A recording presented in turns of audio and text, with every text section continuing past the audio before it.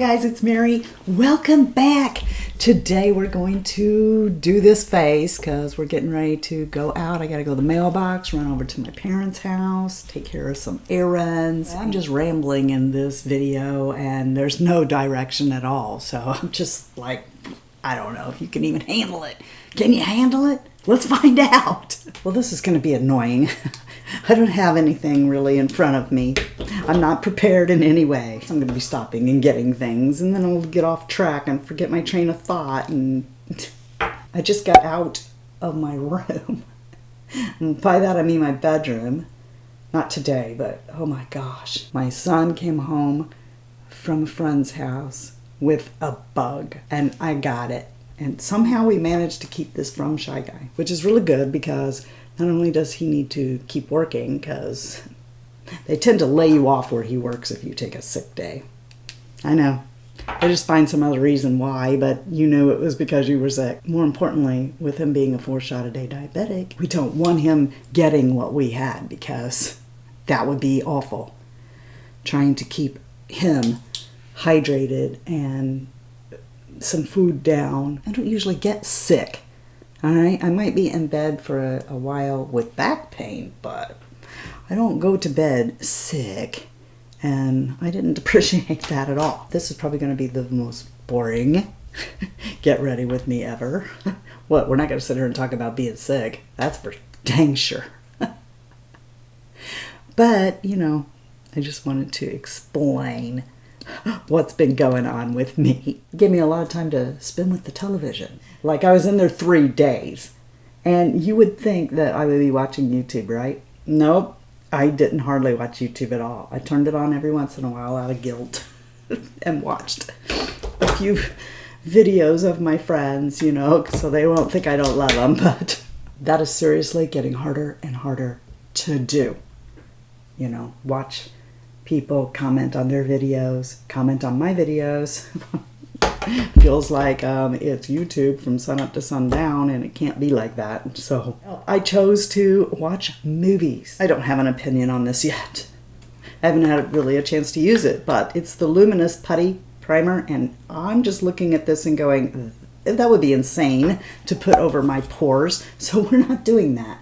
Instead, I'm going to put it on the outskirts of my face. Tap it in. A little tap, tap, taparoo. Know what I'm saying? Depending on this to hold on to the outskirts of my makeup. But yeah, I don't really want to be luminous on my pores, so I don't know why putting something luminous over your pores would be a good idea. No, not doing that. What you saw me put on my pores was the MAC Refined Zone, okay? Stops oil breakthrough from the pores. I've not had a chance to play with any of the new stuff that I got because I was sick. So we're going to be using a lot of the new stuff that I got, okay? Just giving it a test run. So this one comes out white. Right in the middle. For the last, I don't know how many years, I've not spent too much time watching movies unless they're like new releases. And there was a time period where I didn't watch movies at all because I was just too busy and stuff. Anyway, so the point of me telling you that is there's probably a lot of movies that other people saw a long time ago that I'm just now seeing. So I watched this movie called The Ron Clark Story. Actually, I watched 2 movies back to back and didn't realize that both of them were based on true stories. One of them was with Kristen Bell, and I just love Kristen Bell. It was called Gracie's Choice. I mean, I didn't enjoy the subject matter of that movie, but I enjoyed the story. It was fascinating, and it kept me watching it. I'll tell you a little bit because it was so long ago. It's in standard definition. It was so long ago that probably you saw it, but it was about this girl, actually, her mom is like a drug addict. She's got 2 older girls and 3 boys, so 5 kids that she drags around with her to these houses where, I don't know if they're crack houses or what they are, but the thing is, Gracie, who's just in high school herself, ends up taking these kids, getting a job while she's going to school. She's raising her brothers and sisters and goes through a custody battle and gets them, and I was like, wow. Talk about accomplishing a lot at a tender age. That was a really good movie. I think both of these movies are on Amazon Prime, by the way. And then there was another one with this guy. oh my gosh, I forgot his name. He was Chandler. Chandler on Friends. He's in it, and it's the Ron Clark story, and he's a teacher, and he goes from just kind of like a safe zone kind of school area, you know, it's not very populated, has kids that aren't troublemakers, stuff like that. He goes from that and he moves to New York to a district where they have a really problem classroom, and he takes over that classroom and wins it over. And by the way, this is that Hydro Concealer from e.l.f. and I wore it a little bit yesterday and I didn't have a problem, but I didn't wear it with, you know, actual makeup or anything, so we're going to see how it does. You guys know I like to kind of bring it right there in the middle of my face, basically. I'm lightening up this dark area here and bringing just a little bit here. Not much. Crossover.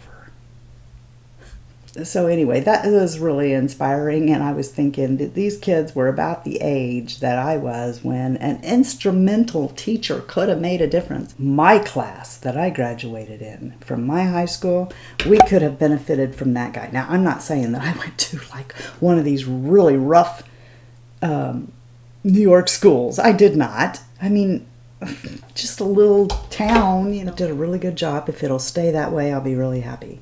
You know, without getting all cakey and stuff. Let's just let it dry down and see. Take a little more and hit a couple of other spots.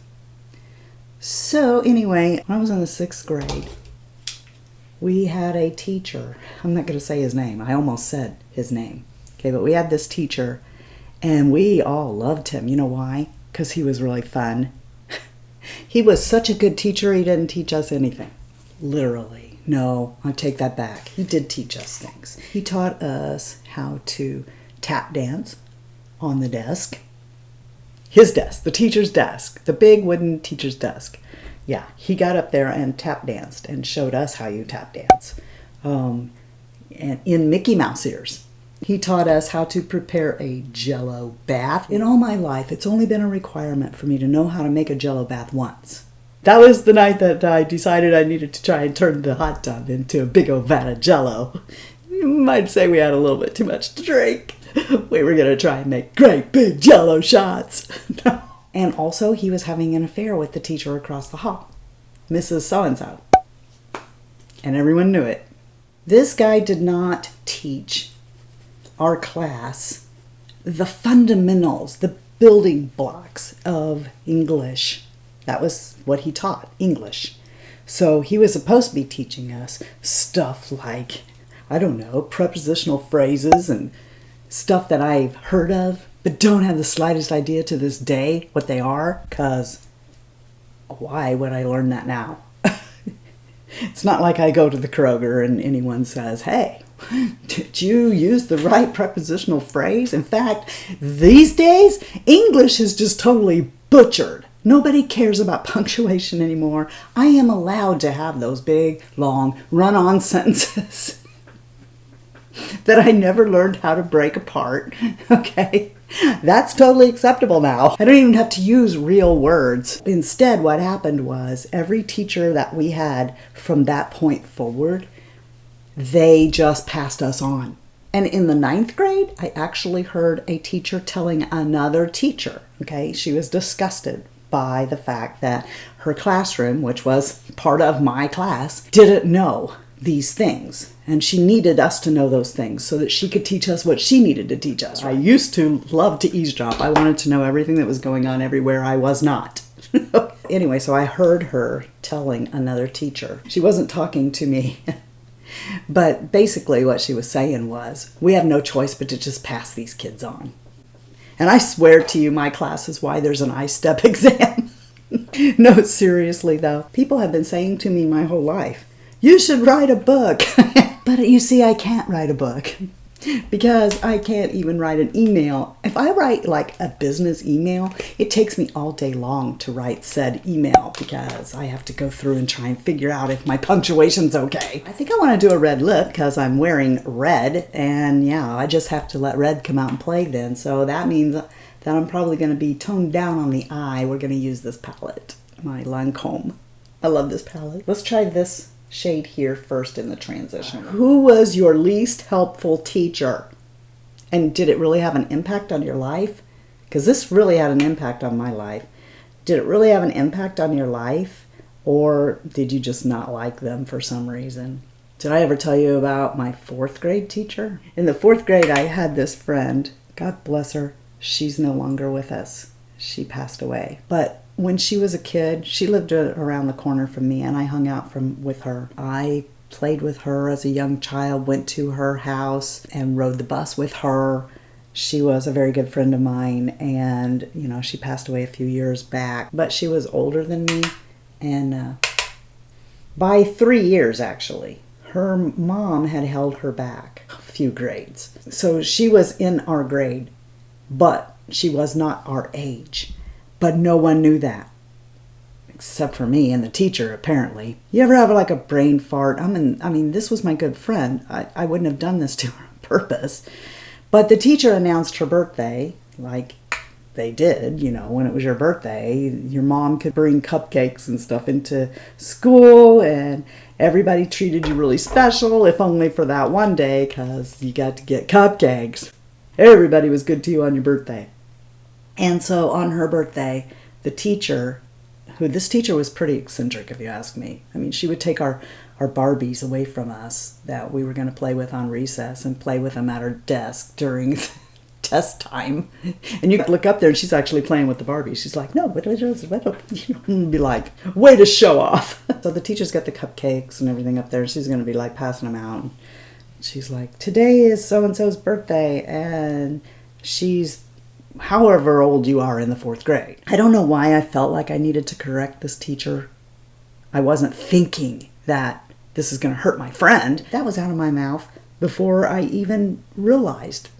I don't even think my friend realized for a second what I had done. And I can still see this woman in my face. She had powdered white skin, these cat eye glasses with rhinestones on them, black with silver hair going through, and this big red lipstick mouth. And she got right in my face and she goes, "You have a big mouth!" And I'm like, not as big as yours. I have no idea why we're talking about that teacher, because that's not what this is about. I think I'm going to come in here with my finger. Put that right on my lid.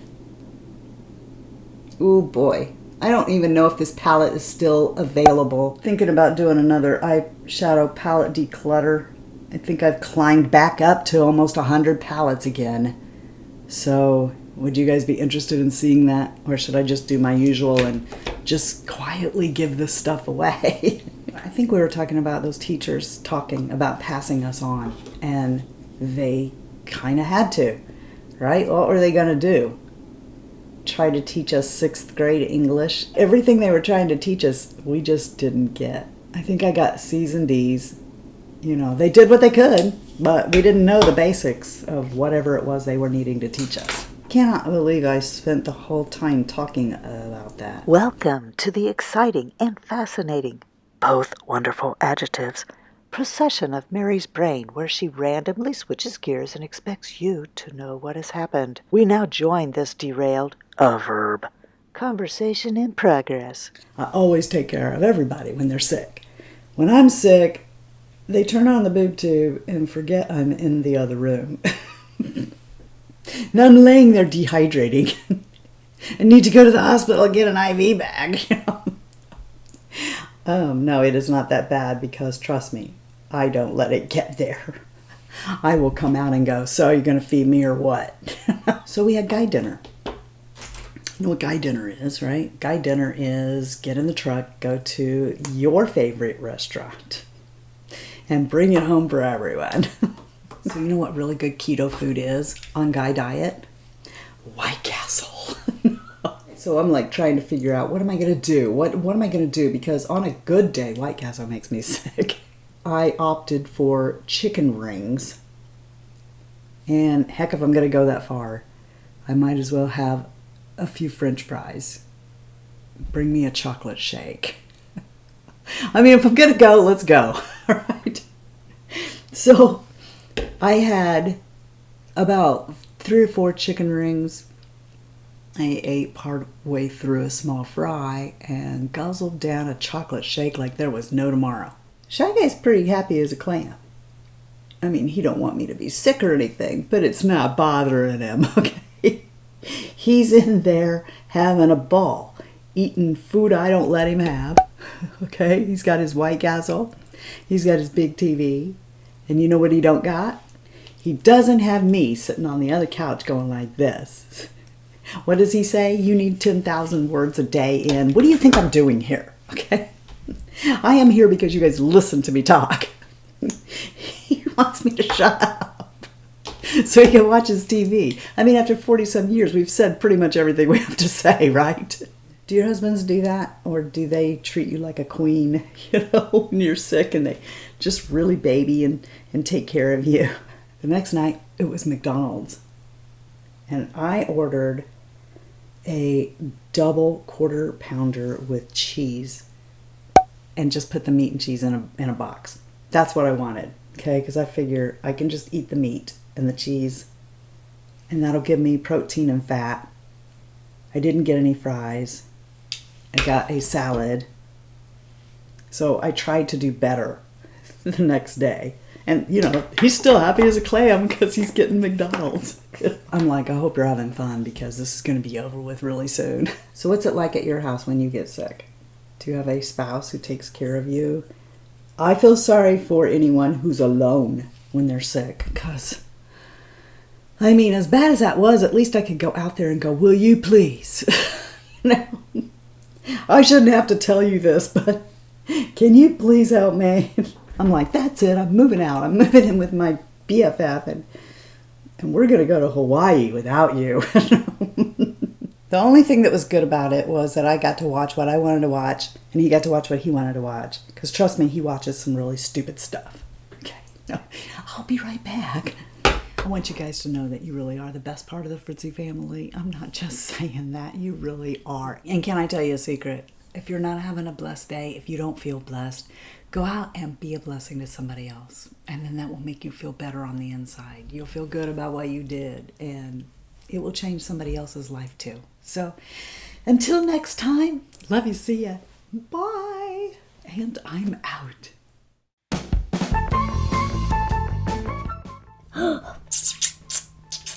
What? That's my attempt at a squid or something. Look at this. It looks like I felt like there was like this little alien inside my stomach and it was taking a bite out of me here and there. He's like, and then just kind of like kicking it and biting me. Naughty little alien. What? No. You know what? What are we going to do this and then like put it all over our face? No. There's a pump. Use it. It starts a poor production in the middle of the day. It's like these teachers are like, wait.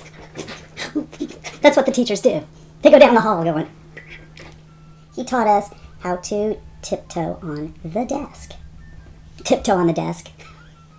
Because normally when you're on the desk, you're not tiptoeing. You're making a bunch of noise. That place was a little Peyton place. It was like Harper Valley PTA. Do you guys remember that song? I remember when that movie came to town. Yeah, I got down in front of the whole theater and performed that song. I did, because I loved that song. Hang on, I gotta get a microphone. All right, here we go. You're not on microphone, but you'll do. I want to tell you all a story about a Harper Valley widow's wife who had a teenage daughter who attended Harper Valley Junior High. Well, her daughter came home one afternoon and didn't even stop to play. And she said, Mama got a note here from the Harper Valley PTA. Me and Gina did that on Snapchat once as a duet. Remember that, Gina? Take it, Gina! Okay, here's Gina's part. Are you ready? Well, the note said, Mrs. Johnson, you're wearing your dress is way too high. And it's reported you've been hanging around with men and going wild. I think I forgot a line. Oh, what the heck? Get off of him! Oh, no, I didn't mean to break you. You can stay here and play too, okay? Just go right there. I don't remember what I was thinking. I was thinking about it. If I could just remember what it was. Did you guys hear that? Oh, they're coming to take me away. Aha, they're coming to take me away.